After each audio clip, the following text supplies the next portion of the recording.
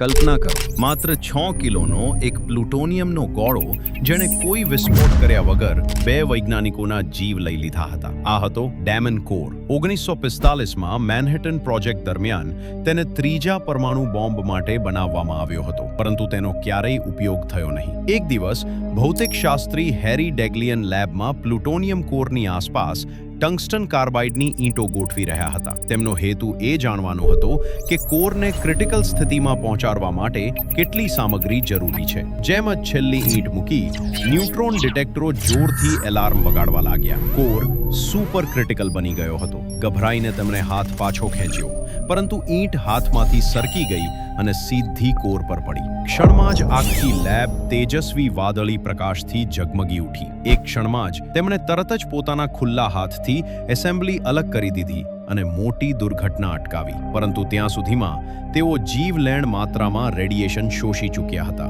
થોડા જ કલાકોમાં ગંભીર રેડિયેશન બીમારીના લક્ષણો દેખાવા લાગ્યા અને 25 દિવસ પછી તેમનું અવસાન થયું. પણ ડેમન કોરનો આતંક હજુ પૂરો થયો નહોતો. 9 મહિના પછી ભૌતિકશાસ્ત્રી લુઈસ સ્લોટિન એ જ પ્રકારનો પ્રયોગ કરી રહ્યા હતા. તેઓ માત્ર એક સ્ક્રૂ ડ્રાઈવરની મદદથી પ્રતિક્રિયાને નિયંત્રિત કરી રહ્યા હતા. અચાનક સ્ક્રૂ ડ્રાઈવર સરકી ગયો. ફરી એ જ વાદળી ઝબકારો થયો. આ વખતે સ્લોટીને એટલું રેડિયેશન શોષી લીધું કે તે જીવલેણ માત્રાથી અનેક ગણું વધારે હતું. માત્ર 9 દિવસમાં તેમનું પણ અવસાન થયું. આ 2 દુર્ઘટનાઓ પછી ડેમ કોરને પીગાળી દેવામાં આવ્યો અને તેને ફરી ક્યારેય બનાવવામાં આવ્યો નહીં. સાચું કહીએ તો સૌથી ડરામણી વસ્તુ પરમાણુ બોમ્બ નથી. સૌથી ડરામણી ક્ષણ એ હોય છે જ્યારે તમને સમજાય કે તમારી સૌથી મોટી ભૂલ તો પહેલેથી જ થઈ ચૂકી છે.